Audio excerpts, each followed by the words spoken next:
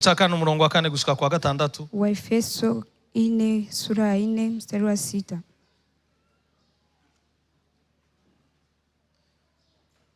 Kane umurongo wa 4 gushika ku murongo wa 6. Mudufashe.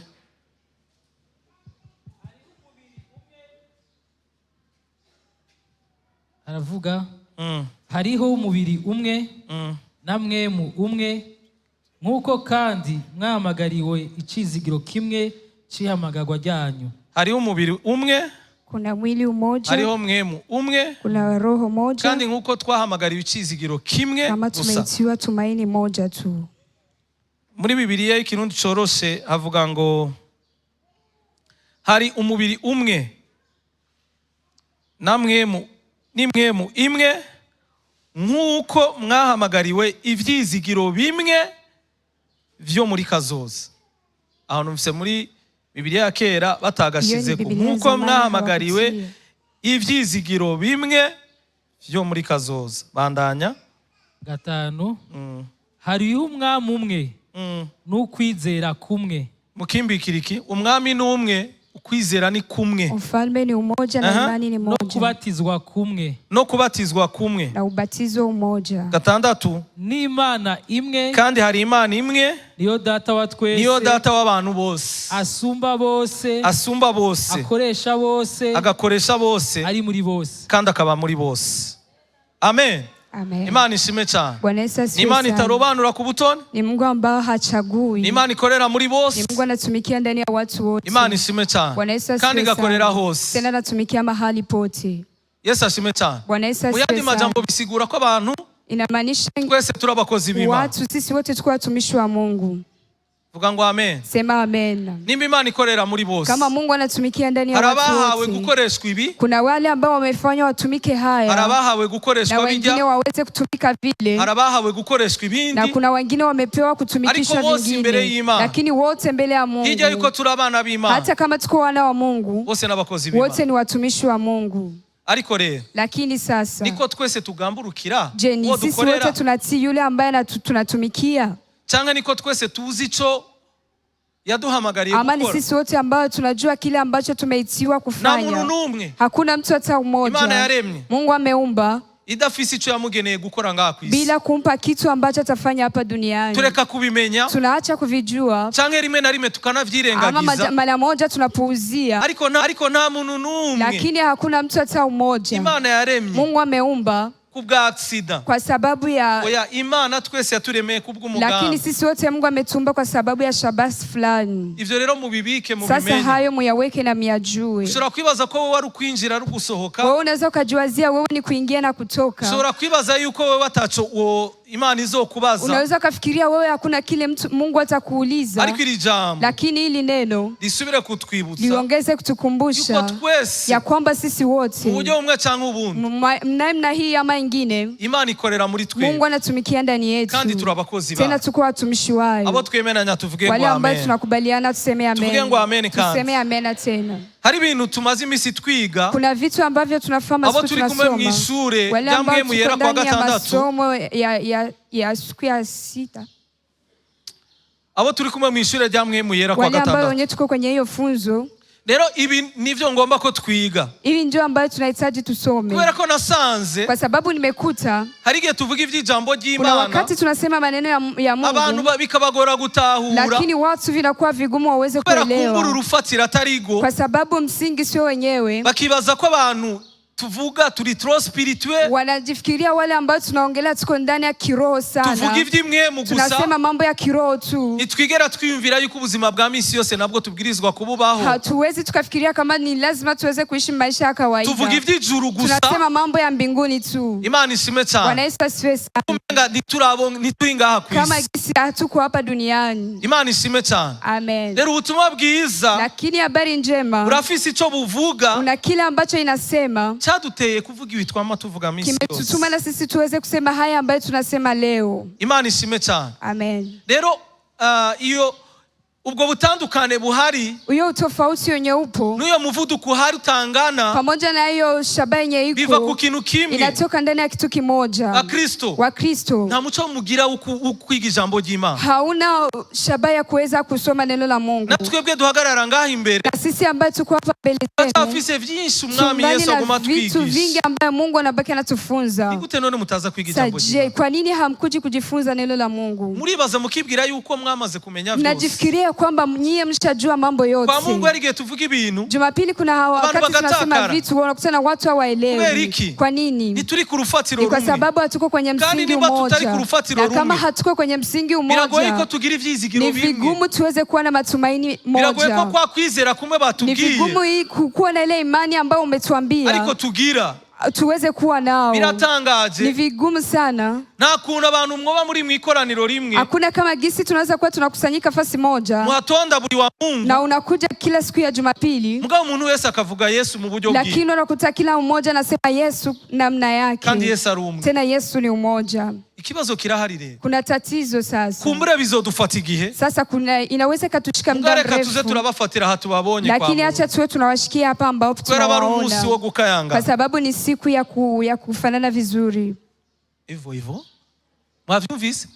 Ni siku ya kufanana. N'umunsi wo gusa neza. N'umunsi umuntu wese aba yumva yo kwambara gahuzu keza. Ni siku ambayo kila mtu anajihisi kuvaa nguo nzuri. Reka rero tubatorera. Acha sasa tuwashikie hapa. Ni ndio mahali ambapo tunawaonea. Kwa kane ntitubabona. Siku ya 4 hatuwaoni. Kwa gatandatu mw'ishure rya Mwemu yera ntitubabona. Siku ya 6 hatuwaoni. Ariko no munsi turabafise. Lakini leo tunawaona.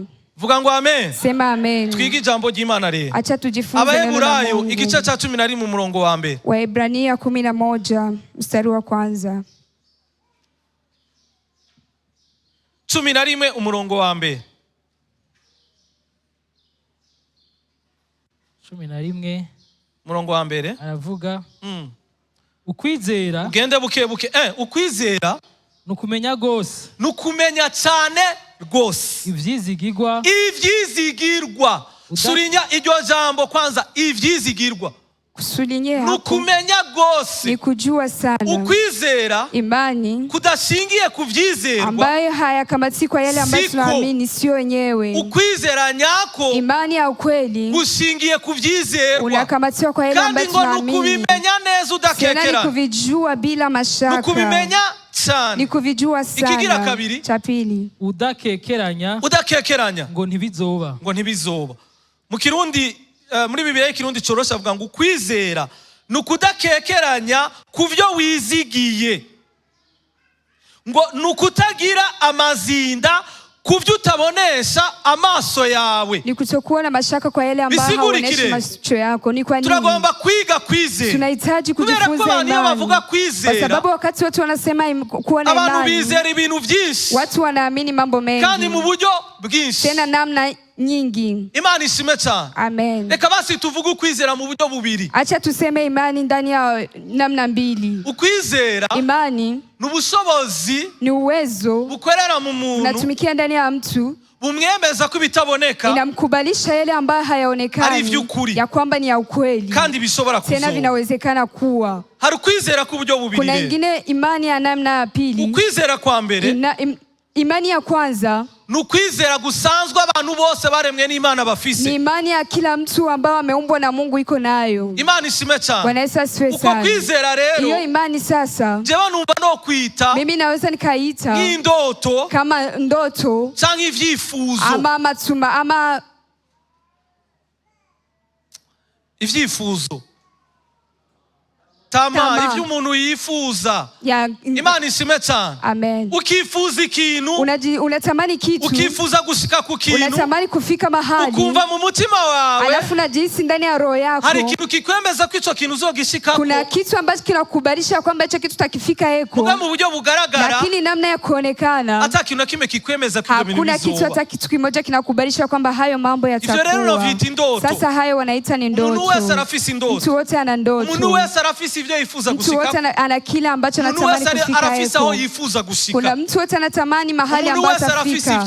Mtu wote ana tamaa zake. Rero hari igihe sasa kuna wakati bijya vyifuzo vyacu zile tamaa zetu canke zijya ndoto dufise ama zile ndoto ambazo tunazo tukibwira yuko tuzobishikako kwamba tutafika ndani tubifashijwemo n'Imana tukiwezeshwa na Mungu, ariko kumbure lakini bitari mu mugambi w'Imana ku buzima ndani ya mpango wa Mungu ndani ya maisha yetu. Hayo sasa baravyitiranya n'ukwizera twahawe, wanaifananisha na imani ambayo tumepewa. kwizera rero twebwe twahawe, imani ambayo sisi tumepewa niko ngomba ko tuvuga, ndio ambayo tunahitaji kuongea. Hiyo imani, Imana ishimwe cyane, Bwana Yesu asifiwe sana, kugizwe n'ibintu bibiri, inafanya na vitu viwili, kugizwe n'ibitaboneka, inaonekana vitu ambavyo vionekani, ariko lakini tudakekeranya yuko ivyo bintu bitazobura kuba. Hatuna mashaka ya kwamba hivyo vitu havitakosekana kuwa. Kukagirwa n'ikintu ca kabiri arico nyamukuru, na kitu cha pili na ndio kitu cha maana, ico biti vyizigirwa canke ivyizigiro, kitu ambacho kinasema kuwa na tumaini. Imana ishime cyane. Amen. Rero ivyo vyizigiro, sasa hayo matumaini, reka tubigabure wanashaka mu mici itatu. Acha tuitie hata namna tatu. Hari ivyavuzwe kera, kuna yale ambayo yamesemekana zamani pamoja na watu abahanuzi wanabii. Imana ishime cyane, vyashitse vimefika. Imana ishime cyane.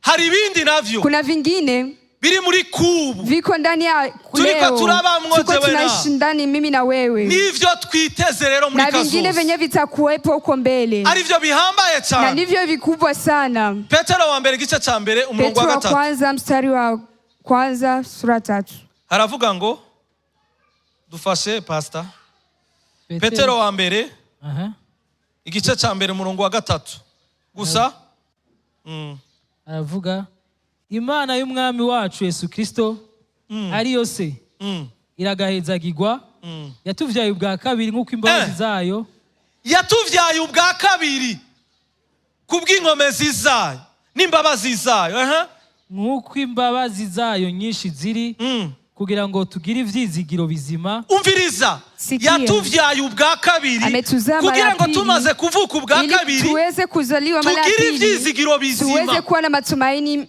mazuri. Imana ishime cyane. Nukuvuga ngo ikibanza, kitu cha kwanza Imana yaragikoze, Mungu amekifanya kugira ngo dushobore kwizigira ibintu bizima, ili tuweze kuamini vitu bizima. Nukuvuga ngo ibintu bizima, vitu bizima nivyo bivyara ubuzima bwiza, ndivyo vitu ambavyo vinazaa uzima, nivyo bivyara ubuzima bwiza, vitu ambavyo vinazaa maisha mazuri. Kuvuka ubwa kabiri rero, kuzaliwa mara ya pili, ngo vyaduhaye, imetupa kugira ivyizigiro bizima, kuwa na matumaini mazuri. Ituvyaza ukuzuka mu bapfuye kwa Yesu Kristo, ituvyaza ukuzuka mu bapfuye kwa Yesu Kristo. Imana ishime cyane. Amina. Amen.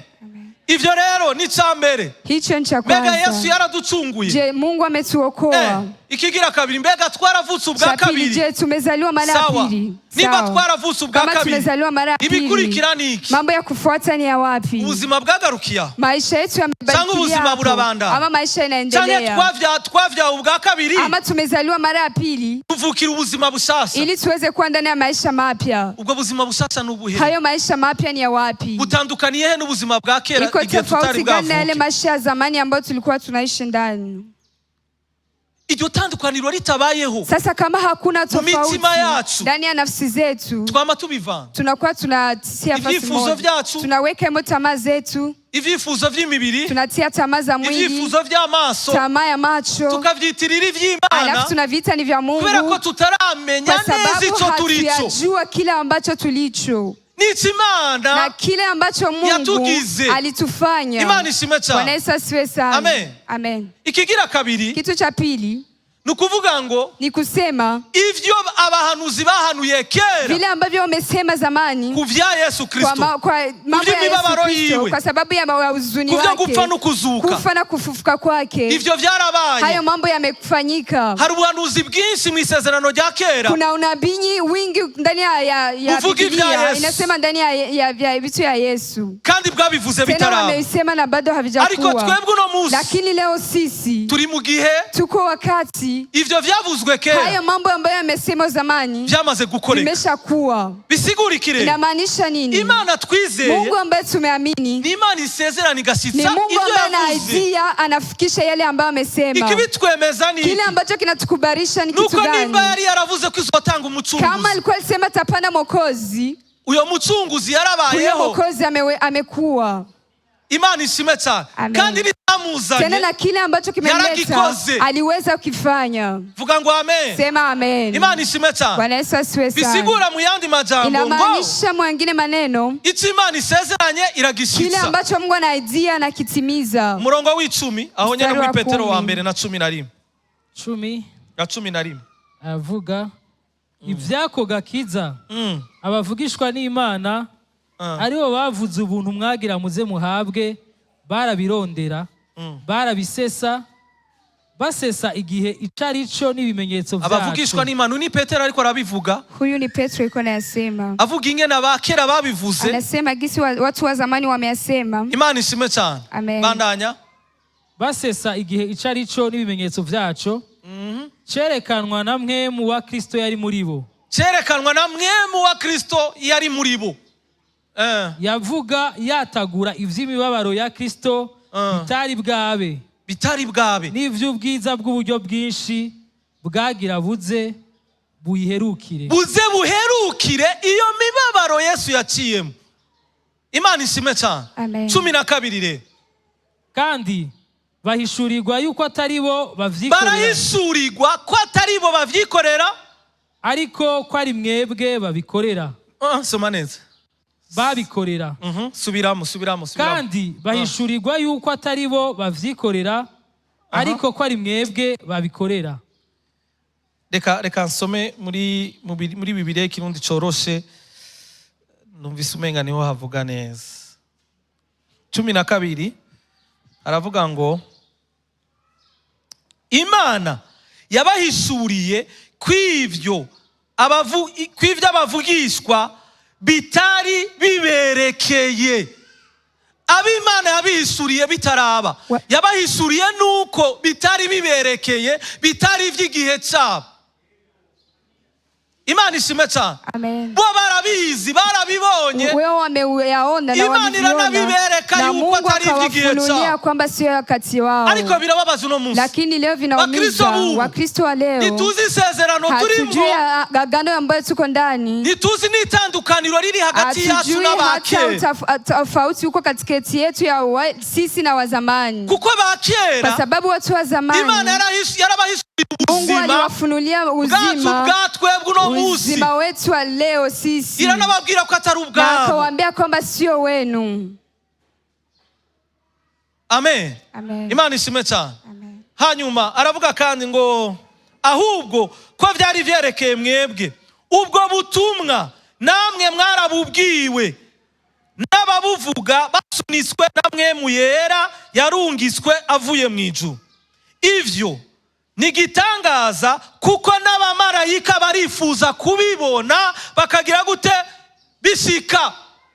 N'abamarayika bari bafise amatsiko y'ukubona ivy'Imana yasezeraniye abo twebwe abo mw'isezerano rishasha. Na wamalaika walikuwa wanatamani kuona hayo mambo, walikuwa wanahitaji hayo mambo yafike. Iyo Mana rero yasezeranye ivyo. Huyo Mungu ambaye ameahidia hayo yarabishikije, ameyatimiza. Bwana sifiwe. Imani ishimwe. Iki rero ni icyemezo. Hii ni kitu ambacho kinakubarisha, ikwiye kuduhagarika, ambaye natatushimamisha kugira ngo n'ibindi biri imbere pamoja na yale ambayo nyeko mbele dukomere kandi nidukekeranye. Tuwe na nguvu na tusiwe na mashaka. Ko navyo bitazobura gushika. Kwamba na yale mambo hatakosa kufika. Imana ishime cyane. Niyo mpamvu ibi bintu vy'ijuru tuvuga. Ndio mambo haya mambo ya mbinguni ambayo tunasema. Ibintu vyo kugaruka k'umwami wacu Yesu Kristo. Haya mambo ya kusema Bwana Yesu anakuja upesi. Tubivuga dushira amanga. Tunasema bila kuwa na mashaka. Kubera tuzi yuko n'ivyambere Imana yari yarasezeranye. Kwa sababu tunajua na Mungu yale ya kwanza amesema ameyatimiza. Na haya ambayo tunasema turizeye ko Imana izobishitsa. Tunaamini ya kwamba Mungu atayatimiza. Tena kitu cha maana nuko yatanze n'ibimenyetso vyerekana, kwa sababu ametoa na mifano ambayo inaonesha igihe hazoba hegereje, wakati itakuwa kufika hiyo agano yake. Imana ishime cyane. Amen. Tugende kandi nukuvuga ngo ivyo Imana yari yarasezeranye muri kahise ikumaanisha yale ambayo Mungu ameahidia ameyatimiza. Amen. Reka tuvuge ivyo muri kubure. Acha tuseme mambo ya leo sasa. Yesu ashimwe cyane. Abikorino ba mbere nukuvuga rero ibi vyizigiro tuvuga inamaanisha hii matumaini ambayo tunasema ukugufa nukuzuka k'umwami wacu Yesu Kristo ubwiza bwasubiriye bwavyawe n'ico gikorwa cy'umusaraba umezaliwa na hiyo tendo ya msalaba. Ivyo vyose hayo yote bikorekera muri twebwe vinatumikia ndani yetu bikorera muri twebwe vinatumikia ndani yetu. Imana ishimwe cyane. Bwana Yesu asifiwe sana. Icyo Yesu Kristo yakoze kile Bwana Yesu amefanya yagikoze kubw'ubugombe bw'Imana amekifanya kwa sababu ya mapenzi ya Mungu ariko kubw'inyungu yacu lakini kwa sababu ya sisi tuweze abize ico yakoze kwa sababu sisi ambao tumeamini kile ambacho amefanya. Amen. Ni nyungu yacu. Umusaraba ni nyungu kuri twebwe. Msalaba ni faida kwetu. Umusaraba wabayeho kubwa twebwe. Msalaba umekuwa kwa sababu yetu. Kandi umusaraba wabayeho tena msalaba umekuwa kubera abantu barabanyabyaha kwa sababu watu walikuwa wenye dhambi. Imana ishimwe cyane. Bwana Yesu asifiwe sana. Bwana asifiwe. Imana ishimwe. Umusaraba wabayeho umekuwa kugira ngo ducungurwe kwa sababu tuweze kuokolewa. Imana ishimwe cyane. Amen. Ivyo Imana yarabikoze ivyo Mungu ameyafanya. None hakurikira iki? Sasa ni kitu gani kitafuata? Biraheze. Vimeisha. Tuguma turirimba amaraso ya Yesu. Tunaimba damu ya Yesu. Tuguma tuvuga ivya Yesu gusa yadupfiriye ambaye ametukufia ndani ya mambo imepita. Sasa pamefuatia nini? Kukicho tutagikurikije kwa sababu kama hicho kitu tukifuatishie ivya mbere tuba twavyizeye nabi. Vitu vya kwanza tutakuwa tumeamini vibaya. Ivyo twizeye vile ambavyo tumeamini iyo bitavyaye ubuzima kama havizai uzima tuba tubesha tunakuwa tunadanganya canke tuba twarizeye nabi tunakuwa tumeamini vibaya. Amen. Amen. Abikorino ba mbere gice cya 2 umurongo wa mbere gushika ku wa 4. Wakorinto wa kwanza sura ya 2 kuva ku murongo wa mbere naho wohera ku wa mbere. Uko Imana yaseruye amabanga yayo nanje bene data hamwe n'abasanga iwanyu sinagenda gakura mu majambo canke mu bwenge. Nukuri nagoma nababwira ikintu kimwe. Pendelea kuambia bwiza mambo ya habari ya Mungu na mu Gifaransa bavuga ngo des discours persuasifs. Bisigura iki mama? Discours persuasif bisigura iki? Nukuvuga ngo ni kintu cyo kwemeza abantu. Ni kitu cha kubalisha mtu. Ukoresheje kuvuga, ukitumikisha kusema, ukoresheje ubwenge, ama ukitumikisha akili. Paulo anavuga ngo igihe naje kubabwira ubutumwa bwiza. Paulo anasema wakati nimekuja kuambia njema. Sinaje mfisi imvugo yobemeza. Sikukuja na msemo wa kukubalisha. Sinaje mfisi imvugo yerekana ko hari iconzi. Kuonesha kwamba kuna kile ambacho ninajua. Ibyo ubutumwa bwiza rero. Mambo ya habari njema. Biriyoroheje. Ni vitu virahisi. Kuberika abantu babikomplika. Kwa sababu gani watu wanavitemo? Kuberika abantu babigumya. Kwa nini watu wanavisia vitu viwe vigumu? Nicho kicha gituma. Hivyo ndio vinatuma watu binanira kuba ho ubuzima bw'Imana. Vinashinda watu kuishi maisha ya Mungu. Arabandanya. Bandanya. Sinagenda gakura mu majambo canke mu bwenge mu kubamenyesha ibanga ry'Imana. Ego. Kuko nagabiye kutagira ico menya muri mwebwe atari Yesu Kristo we yabambwe. Ibaze. Ariko nabana namwe mfise intege nke ndi n'ubwoba ego minda agashitsi kenshi imvugo yanje no kwigisha kwanje ivyarimwe amajambo y'ubwenge yo kwemeza abantu. Ibaze nivyarimwe amajambo y'ubwenge yo kwemeza abantu ariko vyaserukamwo mwemu n'ubushobozi. Vyaserukamwo mwemu n'ubushobozi. Ngo mwemu n'ubushobozi atandukanye n'ubwenge bwo mwisi. Tofauti na akili za dunia. Imana ishimwe cyane. Ivy'umwuka vitu vya mambo ya kiroho turabishurirwa, tunavifunuliwa, ntitubitahuza ubwenge bwacu, hatuvieleweshi na akili zetu, kuko ubwenge bwacu kwa sababu akili zetu na kapasite bufise bwo gutahura ivy'umwuka hazina uwezo wa kuweza kuelewa mambo ya kiroho. Imana ishimwe cyane. Amen. Bwana sifiwe. Amen. Nico gituma yavuze Paulo, ndio maana Paulo amesema sinaje ndi umunyabwenge, sikukuja kama mtu mwenye akili. Pourtant ari umudokteur, na alikuwa ni doctor mu mategeko ndani ya sheria, alikuwa amesoma. Tuvuga ivyubahiro vyose bibaho, heshima zote ambazo umuntu ashobora kwifuza kwisi, zenye mtu anaweza katamani hapa duniani, Paulo yarabifise. Paulo alikuwa navyo. Ariko hageze kumenya Kristo, lakini kama ni hageze kuvuga ubutumwa bwiza, kama ni saa ya kuhubiri habari njema, vyose yarabirambitse hasi, vyose amekuwa anaviweka chini. Ivyo ubutumwa bwiza rero, alafu mambo ya habari njema ni vitu virahisi, birimo mwemu w'Imana. Roho wa Mungu. Bavuze ibintu bibiri ngo mwemu n'ubushobozi, roho na nguvu, mwemu n'ubushobozi, roho na nguvu. Reka tuvuge kuri mwemu kuko mwemu Acha niwo tuseme bushobozi. roho kwa Amen. sababu ndio uwezo. Abanyefeso agire n'uturabira muri Bibiliya y'Igifaransa. Abanyefeso igice ca mbere umurongo wa 13 na 14. Usome mu Kirundi nanje ndasoma mu Gifaransa nta kibazo. Igice ca mbere umurongo. Abanyefeso 1:13-14 usome buke buke. 13. Muri we namwe mumaze kumva ijambo ry'ukuri. Niryo ubutumwa bwiza bw'agakiza kacu. Muriko murumva aho bitangurira. Muri we muramaze kumva ubutumwa bwiza. Mmeshasikia habari njema. Niryo jambo ry'iki? Iyo ndio neno la kweli. Niryo ubutumwa bwiza. Niryo ubutumwa bwiza. Niryo habari njema. Niko agakiza kanyu.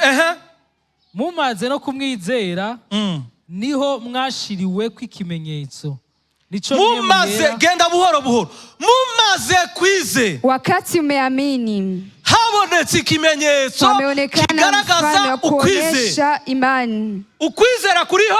Imani ipo. Ikuboneka kuba mu mutima. Haonekani unaishi ndani ya roho. Ariko haraje ikindi kintu kigira kabiri. Lakini kuna kingine ambacho kinakuja. Kinaitwa ni alama. Kiranga ukwizera. Ya kuonesha imani. Muravyumva abakristo? Nasikia wakristo. Na kwizera kubaho kutagira ibimenyetso vyerekana ukwizera. Hakuna imani ambayo inaweza ikakuwa bila kuwa vitu vya kuonesha imani. Imani ishimwe cyane. Amen.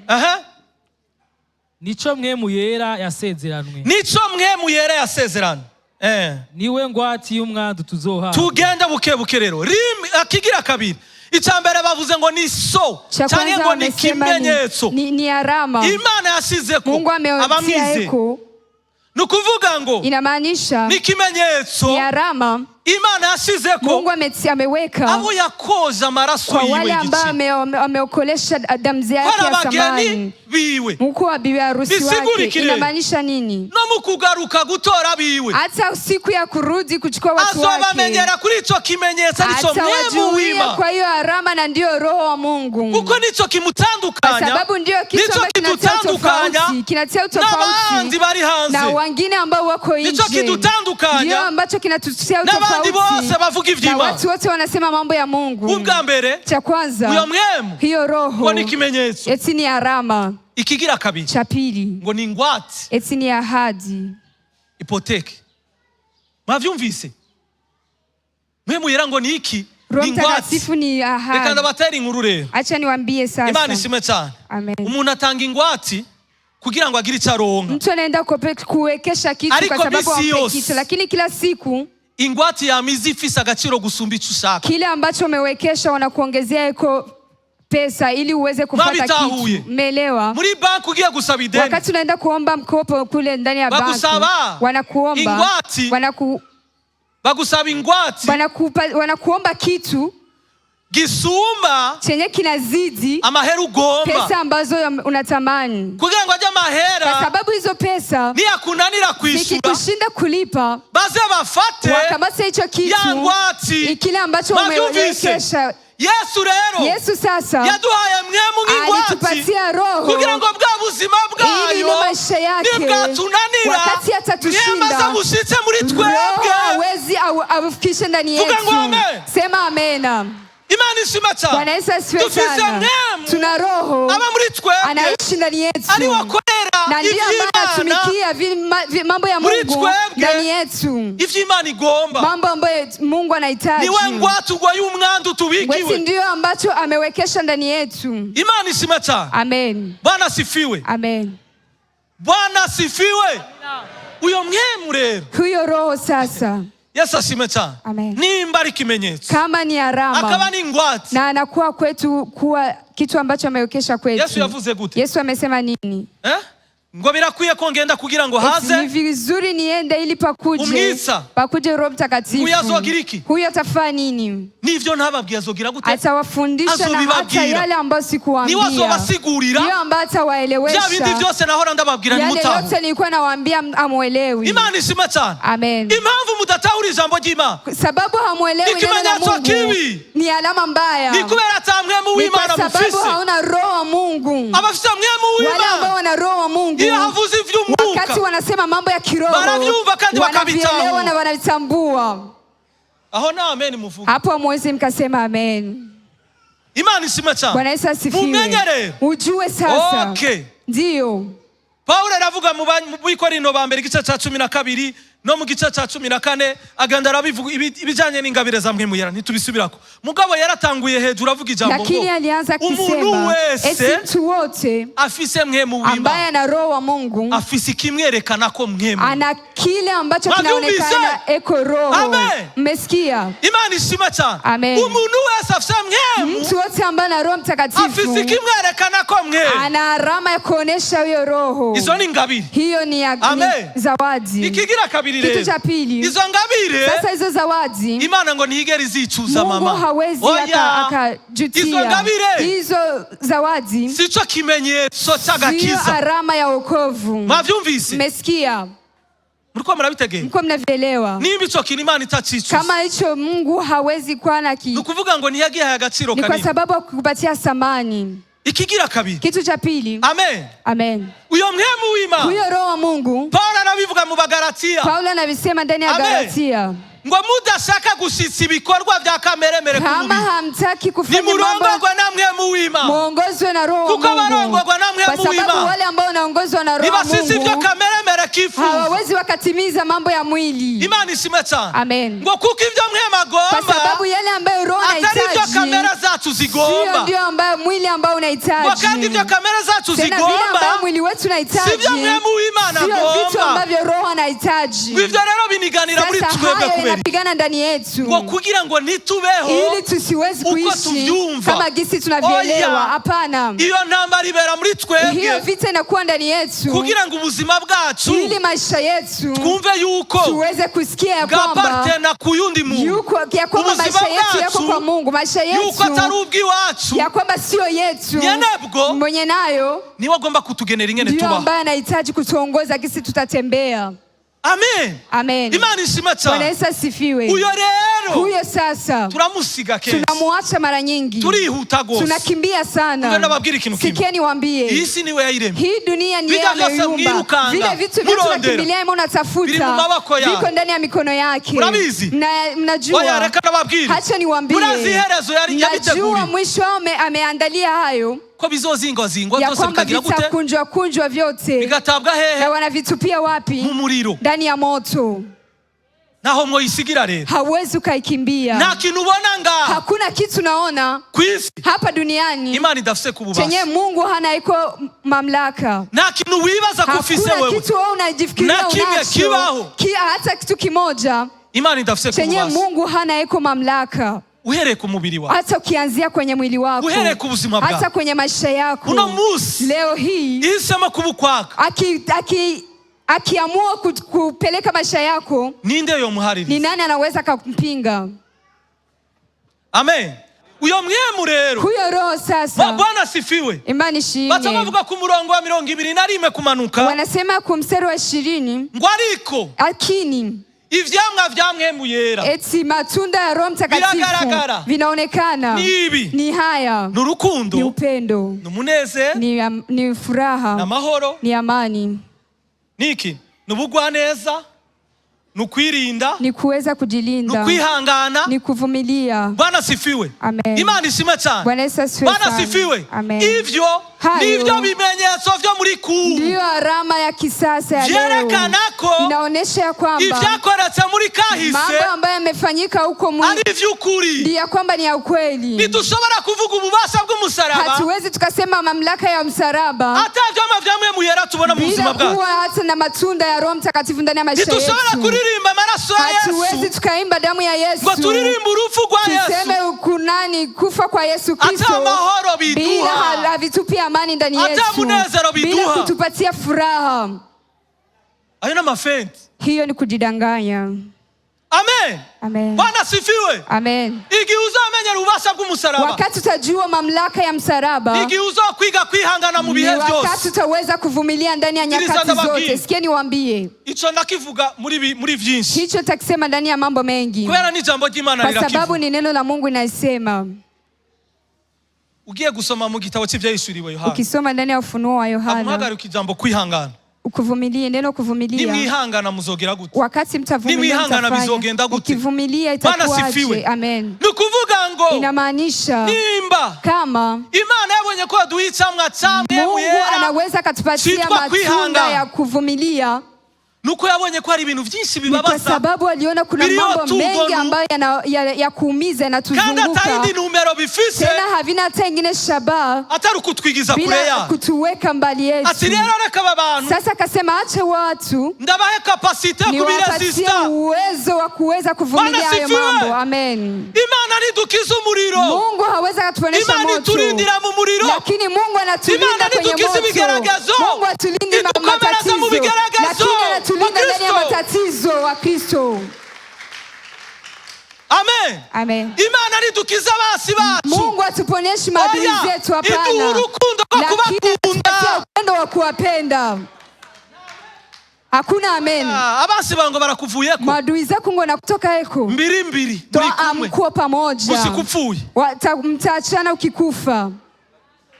Amen. Amen. Bwana sifiwe. Imani shimwe. Imana yaduhaye umunezero, Mungu ametupatia furaha kugira yacu mabara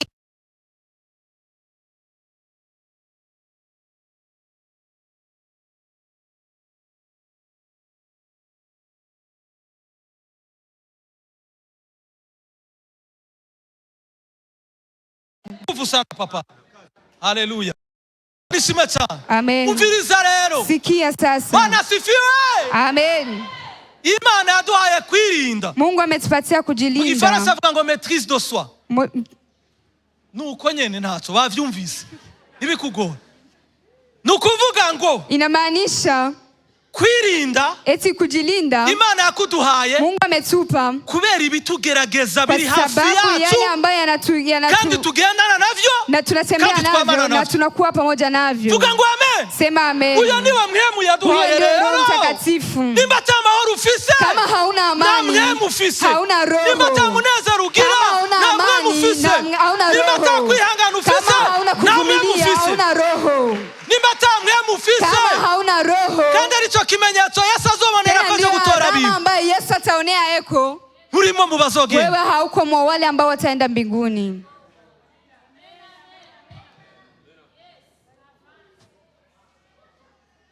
Haleluya. Emu wima roho wa Mungu. Haleluya. Amen. Mwemu w'Imana umufise, roho wa Mungu ukiwa naye, baragutuka bakagucokora ukinu, wanakuchokoza lakini unanyamaza, unawatizama na unaenda, barakuvuga nabi, wanakusema vibaya lakini unanyamaza, unapuuzia, baragutuka nibishi, wanakutusi lakini haujibu. Niko bigenda no, hivyo ndio kisivyo inakuwa sasa. Amen. Imana ishimwe cyane. Amen. Urazi operasi Imana yakoreye Yesaya. Unajua operation ambayo Mungu amefanya Yesaya, amemtia kumunwa wa Kristo. Imana ibakoze ikara kuminwa ya. Mungu aweke la moto kwenye mdomo wenu. Ikore operasi. Afanye operation. Ereka si misi yose ugomba kurira. Sio wakati wote ulie. Si kitu cyose kiba ngo ubwirizwa kukivuga. Sio kitu chote kinakuwa uli uweze kusema. Vumilia, Mungu yupo. Wewe ni uihanga, ni imani rahari. Haleluya. Haleluya. Bwana sifiwe. Imani shimwe. Amen. Amen. Oya ni tuturaye kubesha. Tuache kudanganyana. Ufise umunezero. Unaweza kuwa uko na furaha. Hanyuma ntihagire umuntu umwe yigera abona iryinyo ryawe. Alafu pasiku hata mtu hata mmoja ataona jino lako. Amen. Amen. Wowe ufise amahoro. Unaweza kuwa uko na amani, ukaba uwa mbere mu kubuza abandi amahoro. Alafu unakuwa wa kwanza kukosesha wengine amani. Mumbwire ariko. Mniambie kweli. Amen. Amen. Umviriza, si tu es dérangé, tu déranges les autres. Sikia nimba wowe uri kuragora abandi, umenya kuri kuragora abandi. Mtu anapana kila ambacho iko nacho. Ufise umuvurungano muri wewe ni utana. Kama vurugu ndani zako ndio ambazo utapana. Ufise itiku muri wewe ni utana. Kama wewe uko na hasira ndani yako ndio ambazo utapana. Lakini kama una amani, watu ambao wanakuzunguka watakuwa na amani. Amen. Nukuri Imana irakeneye kubakoresha. Mungu anahitaji kuwatumikisha. Kugira ngo ahantu musanze induru, ili mahali ambapo mnakuta fujo, inyifato yanyu yonyene, kujishika kwenu tu, ituma ata abantu basubira kugira ingufu zo gutera. Itume wale watu wasiwezi kuwa tena na nguvu za kufanya fujo. Mungu anahitaji abantu bababaye, wakati unakuta mtu ana huzuni, umunezero wawe ubandukire, furaha yako iweze kumwamkia.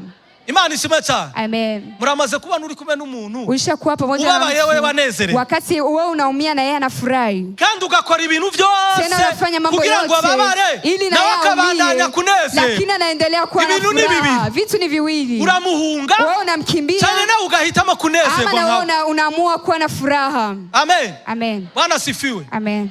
Rero sasa iyo tubabwira ubuzima bw'Imana, wakati tunawaambia hii maisha ya Mungu, Imana yakoze ni kwa sababu kile chenye Mungu amefanya ndicho kinyegeje mu bubasha, ndicho ambacho kimefichwa hemo uwezo wa kuweza kupata hemo uzima ambao tunawaambia.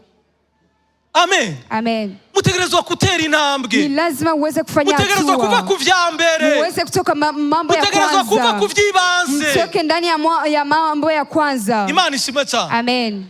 Amen. Amen. Nikigwa kirekire ivya gatatu. Kitu cha tatu. Jeni baza ko tuza kurangiza dukundana canke tudakundana. Mimi najiwazia tutamaliza tukipendana ama tunachukiana. Abafise mwemu w'Imana, wale ambao wana roho wa Mungu bararema, wanafarijika. Abandi nabo nta kundi nyene. Alafu wengine nao hakuna. Nta kundi. Mwemu ngira arabaganiriza muhira. Roho wa Mungu atawaongelesha. Ariko muhira mushobora guhura n'ibindi mutasi. Lakini nyumbani unaweza kukutana na yangine ambayo haujui. Kitu cha tatu. Nivyo rero twiteze. Ni hayo ambayo tunatarajia. Sema ahadi. Yaya nditwa amaturirimba. Yale ambao tunaimba. Arabayafise mu makaye. Kuna wale ambao wameandika. Arabayafise mu makarne. Kuna wale ambao wameandika kwenye makarne zao. Hari abana Imana. Kuna watu wenye Mungu yavuganye nabo ko ari ibintu izokora. Aliongea nao kawaambia kuna mambo ambayo nitafanya na wewe. Amen. Amen.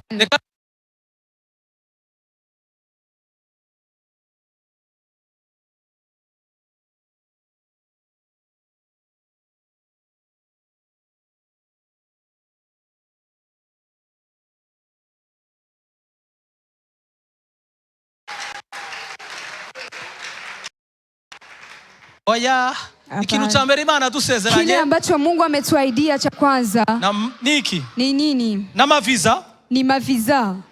Twagi. Okay. Ni oya reka tubandane. Yohana wa mbere igice cya mbere umurongo wa kabiri, igice cya kabiri umurongo wa 25. 1 Jean 2:25. Dusomere pastor. 1 Jean 2:25. Ego. Aravuga?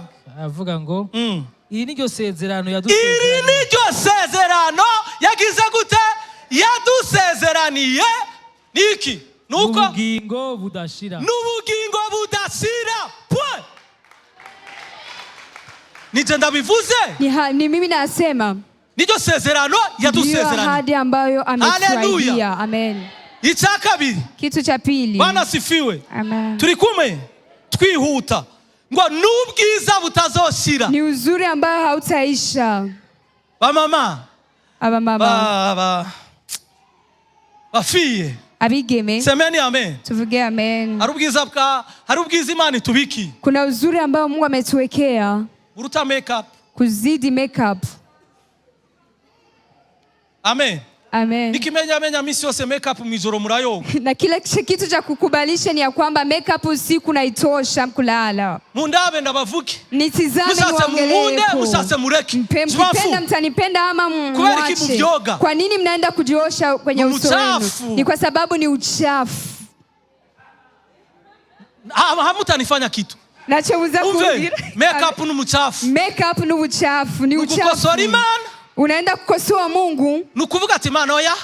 Warihenze ngomba kugira uko. Mungu hapa umejidanganya ni lazima tufanye hivi. Warihenze ndirabura mugabo. Hapa umejidanganya mimi ni mweusi. Ngomba gusa na John. Lakini nahitaji kufanana na John. Oya ni wabikura usubira gusa kwa kundi nye. Wakati utatoa hivyo vitu utafanana yule. Ni wiraba mukio. Wakati utaenda kujiona kwenye miwa.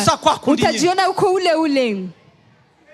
Turacyakundanye. Bado tunapendana. Murimenya. Je nta kibazo mfise. Twagiye abakorosa igice cya mbere umurongo wa 27. Ubwiza butazoshira. Uzuri ambao hautaisha. Uzuri ba mama. Ubwiza. Amen. Amen. Kwa mushishikariza ubwiza bwo ku mubiri. Kwa nini unaendelea kufanya uzuri tu kwenye mwili? Ngo ni musazi imbere mu mitima. Mfanane vizuri ndani ya roho zenu. Mitwararike gusaza imbere mu mitima. Mpende sana kutengeneza ndani ya roho zenu. Oya simvuze ngo hanze muse nk'abamana yake. Simfanane kama wa. Ariko Ntimubigire preoccupation na none. Lakini msivitie vitu vya Sivyo thamani mama na bakobwa sana. tunapendana. Si ndio mama na wasichana tunapendana, visikukoseshe amani. Sivyo se? Si ndio? Nivyo. Ni ukweli. Nivyo sivyo? Ni ukweli ama sio ukweli? Okay, mutavyemera agenda vyemera. Kama mkubali mimi nakubali. Aravuga ngo Abakolosayi 1:27 twihuta. 27. Ego. Avuga 27. Avuga abo Imana yakunze kumenyesha itunga ry'ubwiza bw'iribanga rivugwa mu banyamahanga niryo Kristo ari muri mwebwe, ivyizigiro vyo kuzora ubwiza. Kristo muri twebwe n'ivyizigiro do la gloire. Tumaini la utukufu. Amen. Amen. Ibi nivyo vyizigiro Yesu yaduha. Ndio matumaini yenye Yesu ametupa. Espérance de la gloire. Tumaini la utukufu. Amen. Amen. Oya si bwa bwiza bukayangana bwa Mose. Sio ule utukufu wa Moize ambao umeenda unaisha. Ubu n'ubwiza bw'ibihe bitazoshira. Utukufu wa maisha milele. Amen.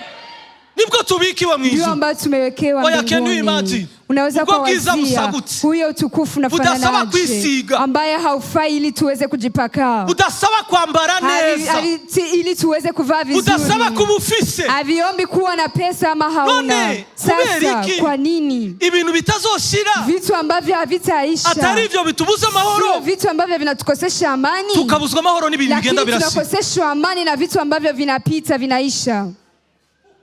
Kwa nini? Kwa nini wa Kristo? Kwa nini? Kwa nini? Kwa nini unalala bila kusinzia? Tena una vitu ambavyo umewekewa mbinguni, vinazidi mume wako. Kwa nini? Amen. Amen.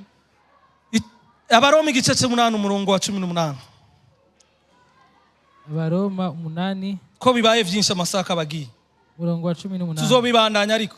Ibi tuzobibandanya mpaka. Haya mambo tutaendelea hadi. Twihuta. Ivy'ubwiza tuzoyishurirwa. Niyumvira yuko imibabaro y'iki gihe. Jewe ndiyumvira yuko imibabaro, les souffrances. Mateso. Souffrance sinzi ngene no kivuga kirengeye mubaba. Mateso. Amen. Ngwimibabaro y'iki gihe itagira gute, idakwiye kugereranwa n'ubwiza tuzohishurirwa. Idakwiye kugereranwa n'ubwiza tuzohishurirwa. Haiwezi kafananishwa na utukufu ambao tutafunuliwa. Imana ishimwe cyane. Amen. Nimba udafise ivyizigiro, kama hauna matumaini y'ubwo bwiza, ya uyo utukufu, biragoye kuzoresista ku mubabaro cyangwa ku masouffrance ucamwo, kuvumilia mateso. Imibabaro ducamwo, mateso ambayo tunapita ndani. Naho Yesu yigeze atugarantisa ko tutazoyicamwo. Hakuna mahali penye Yesu amesema ya kwamba hatutapita ndani ya matatizo ama mateso. Hapana. Bwana sifiwe. Imani shimwe. Muri ivyo bibazo nyene mateso turaharemera, tunabaki kama tunashipata ushindi, kwa sababu tunajua yale ambayo tunawekewa. Kubigereranya n'ivyo turiko turacamwo na vitu ambavyo tunapita ndani. Amen. Navura idahita, hakuna mvua ambayo haishi. Ubwo buzima urimo unamuzi, haya maisha ambayo uko ndani bizohinduka, vitabadilika. Bwana sifiwe. Amen. Hanga maso Yesu gusa. Wewe mtazame tu Bwana Yesu. Ibindi bimurekere. Yangine mambo mwachie. Noneho wagwaniye wasitse kuki? Tangu umepigania umeshafika kitu gani? Wakati utaacha, niwo musi uzobona Imana itangwe gukora. Wakati utaona Mungu anafanya anatenda. Ego. Amen. Nitwe tuzibira Imana gukora. Sisi ndio tunamzibia Mungu ili aweze kufanya. Icyakane. Kuko ivyaremwe biteze uguhishurwa kw'abana b'Imana biguhahamiye cyane. Ibaze sha. Amen. Muri abo biteze uguhishurirwa k'umwami wacu Yesu Kristo. Nibaza ko je nawe turimo. Najifikiria mimi na wewe tuko ndani. Amen. Amen. Kigira gatatu. Kuko ivyaremwe vyagezwe kuganzwa n'ibitagira ikimazi. Okay, reka dusimbire ku cya gatatu. Kuzokwambara imibiri idapfa. Tutavaa miili ambayo haikufi. Wa Kristo. Turatinya urupfu. Tunaogopa kifo. Kandi tena Yesu yararuneshe. Tena Yesu ameshinda. Amen. Amen. Iyo tuvuze urupfu abantu baramerereza. Wakati tunasema kifo watu wanasikia uoga. Amen. Dusomere kandi 23 aho nyene mu baro mutarahava. Haravuga gute? 23. Mugana numva soma mu Bikorino ba mbere. Muzohasoma aho mu Baroma 8:23. Musomere mu Bikorino ba mbere. Igice cya 15. Wa Korinto wa kwanza. Umurongo wa 49 gushika kuri 53. Mwihangane turahejeje. Hasigaye iminota mike munyongere. Habura iminota 3. Panakosa dakika 3 tumalize. Munyongere iminota 5. Muniongeze dakika 5 tu. Mugende mwumvirije ibi bintu. Mnasikia haya mambo. Nkuko twambaye ishusho y'umukungugu, niko tuzokwambara n'ishusho y'ijuru. Umviriza ndababwira ikintu kimwe. Sikia niwaambie kitu kimoja. Nukuri. None uyu mubiri twambika neza. Unaona uyu mwili ambao tunaipatia mavazi mazuri. Tugaburira neza. Tunapatia chakula kizuri. Udutwara muri essence. Inatupeleka kwenye furaha. Hageze gusenga no kwisonzesha. Kuomba ama kufanya mafungo. Wa Kristo. Reka ndabagarukeko. Acha liwarudie ko. Ikiwajongelea. Ndababaza ikintu kimwe. Niwaulize swali moja. Mubuzwa ni ikintu kwisonzesha. Mnakoseshwa kitu gani na kufanya mafungo? Mubuzwa ni ikintu gusenga. Unakoseshwa na nini kuomba? Ubu mwiravye ubuzima bwanyu musanga mwarahejeje mwarakwije mudakwije. Hivi mkitizama maisha yenu mnaona kwamba hamuhitaji maombi.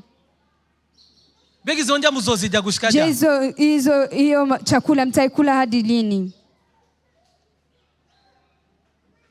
Umviriza ndababwira mubiri mugaburira. Sikieni waambie huyo mwili ambao mnaipatia chakula ukababuza no gukora. Nagoma nababwira ikintu kimwe. Nipendelea kuambia kitu kimoja. Kandi mucige mukiraba. Tena mkijifunze mkitizame. Gukunda kujya. Kupenda kula. Nimba ari ikintu ca mbere kibaho. Kama kuna kitu ambacho cha kwanza kiko stupide, kikijuju. Kitu cha ujinga. Ni mibiri yacu. Ni mwili yetu. Kuko umubiri ugaburi uhaye ubunyene. Mwili hata ukiupata sasa hivi. Ejo nuzoreka kugusaba. Kesho hautakosa kukuomba. Imana ishimwe cyane. Umubiri naho wambika impuzu nziza imeze gute. Mupatie mavazi yenye thamani sana. Ejo ubonye indi mpuzu nziza. Kesho kiona ingine nguo nzuri. Kuri mugezi wa. Kwa rafiki yako. Umubiri urayigusa. Mwili utakuomba hiyo nguo. Ariko rero kana wabwira ikintu. Lakini sasa acha niwaambie kitu kimoja. Hii mibiri hii mili yetu. Ibi vyavuye mu mukungu. Hivi vimetoka ndani ya udongo. Bizosubira mu ivu. Vitarudi ndani ya udongo. Amen. Amen. Niyo mpamvu naho vyogwara. Maana hata ugonjwa. Nibihangayisha Imana. Haviwezi vikamkosesha Mungu amani. Nibihangayisha Imana. Havimkoseshi Mungu amani. Nabisuwema nibihangayisha Imana. Ninakwambia havimkoseshi Mungu amani. Kila ambacho kinamkosesha Mungu amani. Ni ngwara zanyu zo mu mitima yanyu. Ni magonjwa yenu ya ndani ya roho. Hizo nizo zizobabuza kujamii. Mkosesha Mungu amani. Ni ngwara zo mu mitima. Ni magonjwa ya ndani ya roho. Ikichavuye mu ivu. Hiki kimetoka ndani ya udongo. Kizosubira mu ivu. Na kitarudi ndani ya udongo. Amen. Amen. Hani vy'Imana ireka. Kuna vitu hata Mungu anaacha kugira ngo yiheshe icubahiro. Ili aweze kujipatia utukufu. Amen. Amen. Imana yarahaye ubwenge abaganga. Mungu alipatia akili wa baba. Amen. Amen. Ariko yabimye ububasha bwo gukiza. Lakini amewaima uwezo wa kuponya. Ubwo yarabwibiki. Hiyo amejiwekea. Abaganga baravura. Waganga wanatunza. Ariko nagoma nawamenyeshe ngo Imana ni ikiza. Lakini nipendelee kuambia kwamba Mungu ndio anaponesha mtu. Amen. Amen. None igiki mutorondera kuma. Sasa ni kitu gani hawezi kumuomba Mungu? Ni igiki Imana itobaha mwayihaye ubuzima bwanyu. Ni kitu gani Mungu hawezi kukupatia ndani ya maisha yenu? Mugiye uyagura ubuzima bwanyu kikitoguha. Wakati unamtolea maisha yako yote. Ni Imana itoguha. Ni kitu gani hawezi akakupa? Nimba abantu babitanga Imana yereka kubigwa. Kama watu wanavitoa, kwa nini Mungu asivitowi? Bandanya pastor. Ariko bene data. Ico mvuga niki? Yuko abinyama n'amaraso badashobora kuragwa ubwami bw'Imana. Mwavyumvise? Mesikia?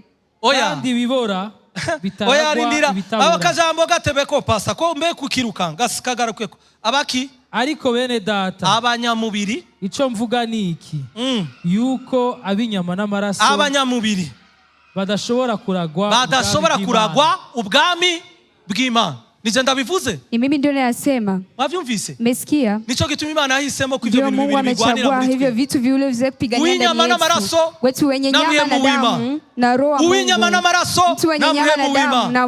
Uwinyama n'amaraso na mpwemu w'Imana. Nyama na damu na roho wa Mungu. Ingwara z'umubiri na mpwemu w'Imana. Magonjwa ya mwili na roho mtakatifu. Gusoza mu mubiri na mpwemu w'Imana. Kusikia njaa na roho wa Mungu. Kuronka ivy'umubiri na mpwemu w'Imana. Kugazwa na mpwemu w'Imana. Cyangwa kugazwa n'imibiri yacu. Ama kuongozwa na miili yetu. Abagazwa n'imibiri yabo rero. Wale ambao wanaongozwa na miili yao hawatauona ufalme wa mbingu. Sije ndabivuze ni jambo jema. Sio mimi naisema, ni neno la Mungu. Kandi Paulo yaranabivuze no mu Galatia. Paulo amesema hata ndani ya Wagalatia. Ibikorwa vya kameremere biramenyekana. Nibi. Matendo ya mwili ni hivi na hivi na hivi. Nukuvuga ngo abakora ibisa n'ivyo. Inamaanisha wale ambao wanatenda vitu kama hivyo. Abo ubuzima bwabo bugazwa n'ivyo. Wale wenye maisha yao yanatembea kwa hayo, hawatamuona ufalme wa mbingu. La chair. Mwili. Umubiri. Mwili. Uyu uzobora. Utakufa, utaoza. Uzobora abakristo. Utaoza wa Kristo. Ariko hari ubwiza twabikiwe. Lakini kuna utukufu ambao tumewekewa. Udakabirana. Ambao wenye utukufu. Petro wa mbere igice cya mbere umurongo wa 4. Petro wa kwanza sura ya kwanza mstari wa 4. Ubwiza budashira, budakabirana, budahera. Pourquoi vous êtes prêts à tout? Kwa nini mko tayari ndani ya vitu vyote ndani ya miili yenu? Kwa nini? Kubera iki bakristo? Kwa nini Wakristo? Iyo hageze imibiri yanyu. Wakati panafika miili yenu. Mwiteguriye gukora vyose. Mnakuwa mnajiandaa kufanya mambo yoyote. Nuguhemukira umwami wa. Hata kumsaliti Mungu. Kwa nini? Kwa nini? Kwa nini? Kubera iki muhaza kwifuza kw'imibiri yanyu? Kwa nini mnatamani kupana miili yenu? Kubera iki? Kwa nini? Hageze kwihebera Imana. Kama ni kujitolea kwa Mungu. Nukwemera kuzira ivy'Imana. Ama kupigwa kwa sababu ya mambo ya Mungu. Mucha mutangura kuzana amarozi. Unaanza kutumikisha akili. Urabona. No, navyo urabona. Hakuna ati unaona. Navyo urabona. Hakuna ati unaona. Urabona ndagwa estoma. Unaona naumwa estoma. Nico gituma binanira kwisonza. Ndio maana mimi sifanyi mafungo. Acha we. Areka. Wogwara estoma ukajya vyose. Unaweza ukaumwa estoma na unakula chakula chote. Nyagira injya nimbi kunani? Basi hata chakula moja ambao kitakushinda kula. Iyo estoma imeze gute? Hiyo estoma iko namna gani?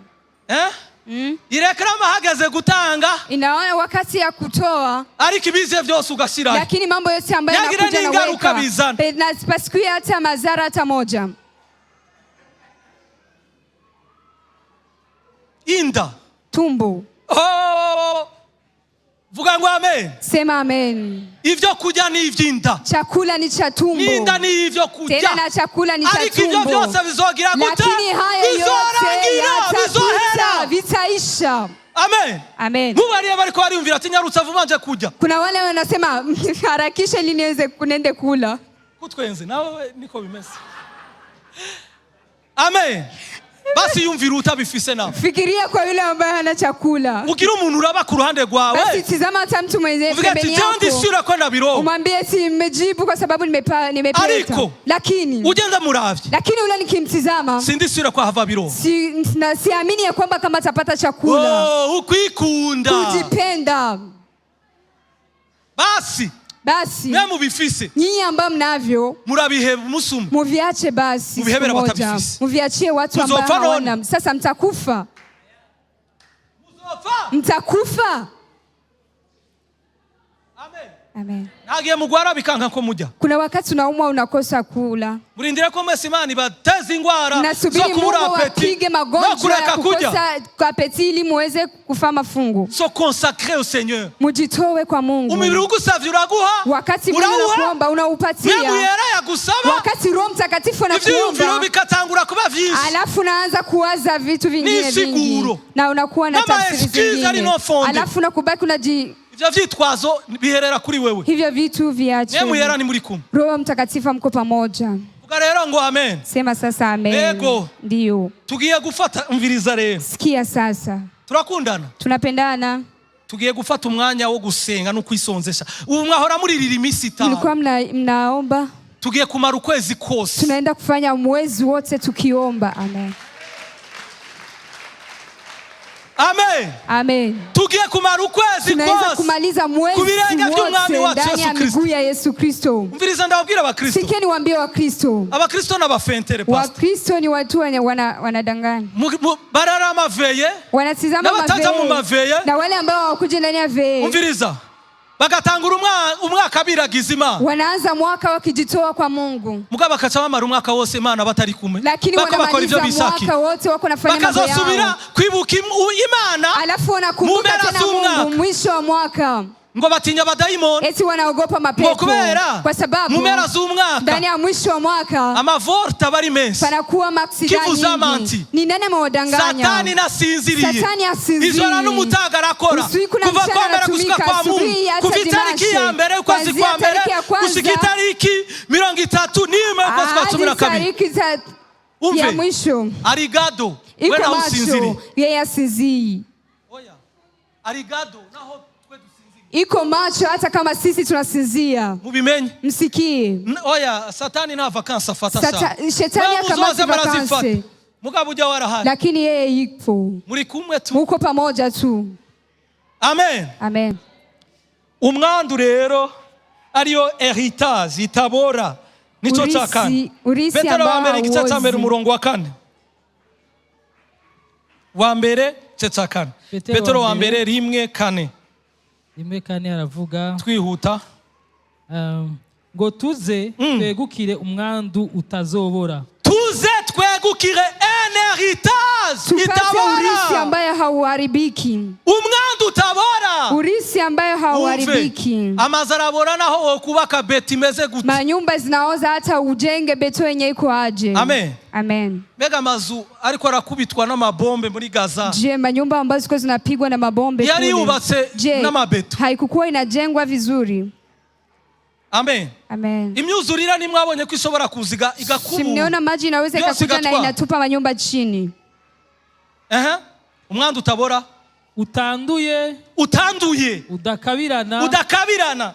Mwabikiwe mwijuru. Mwabikiwe mw'ijuru.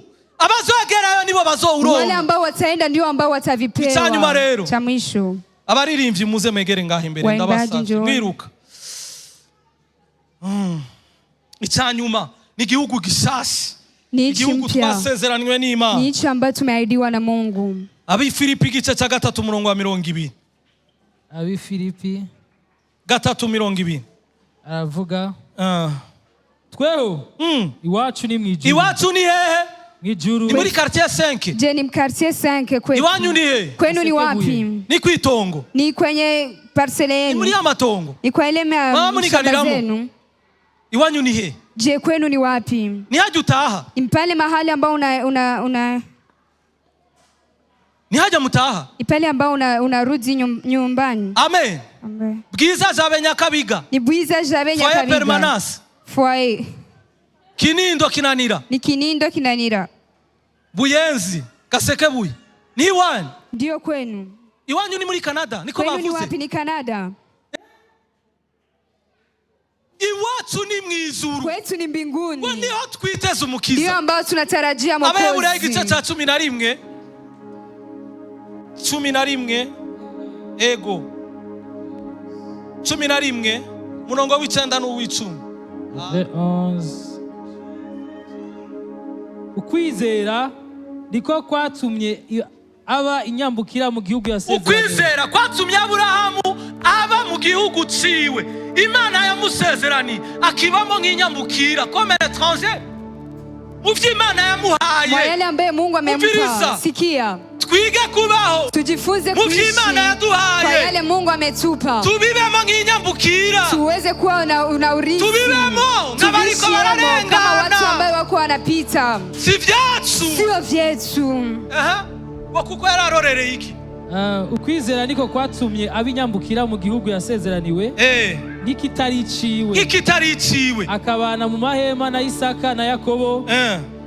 Abaraganwe nawe ivyo vyasezeranwe. Kuko yararorereye ca gisagara cubatswe kwitanguriro. Umugezi n'umwubatsi wacu ni Imana. Ninde ni Imana.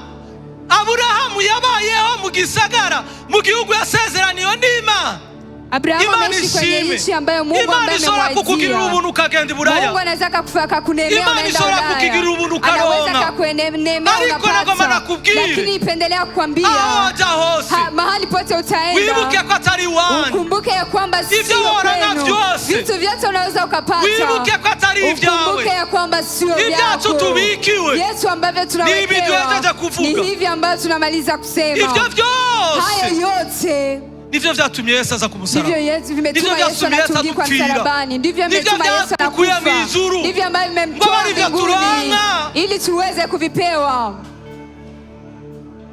Reka tuvyaguruke dusenge. Acha tushimame tuombe.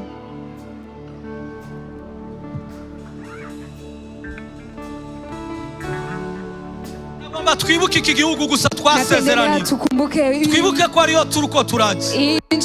Tukirorera twizigiye kuba ari iwacu kwa sababu ni kwetu. Ego ndio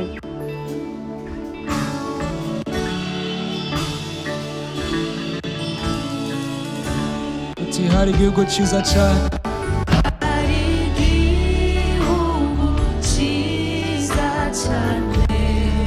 twasezeraniwe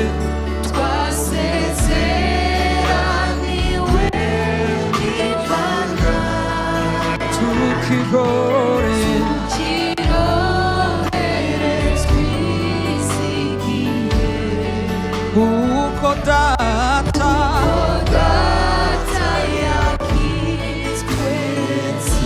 kandi hari igihugu cyiza cyane,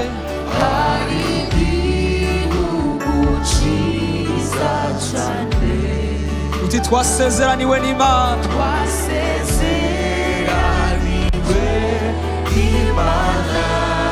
tukirore twizigire,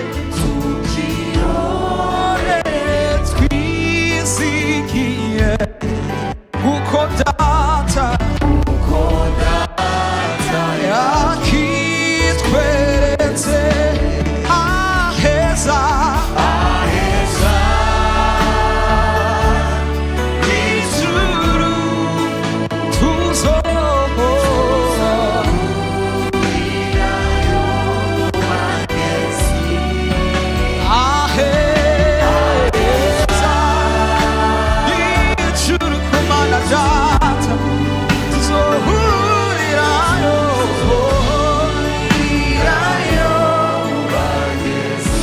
tuzoririmba mw'ijuru, tuzoririmbira mw'ijuru indirimbo z'abahiriwe, indirimbo z'abahiriwe, ntituzongera kubabara, ntituzongera kubabara, tuzoba dushize amarira, tuzoba dushize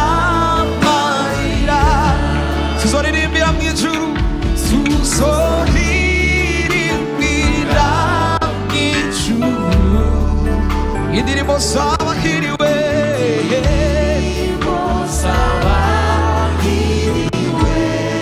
ntituzongera kubabara,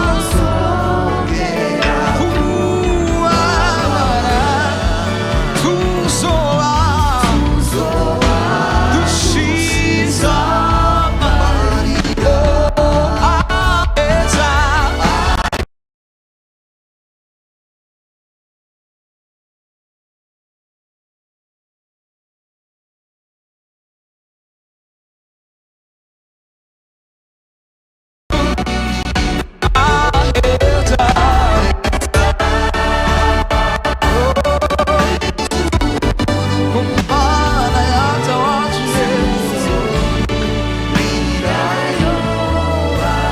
tuzoshimira data cyane, tuzoshimira data cyane, imbabazi yatugiriye, imbabazi yatugiriye, n'ubuntu bwiwe n'urukundo, bwiwe n'urukundo, n'imigisha yacucuye,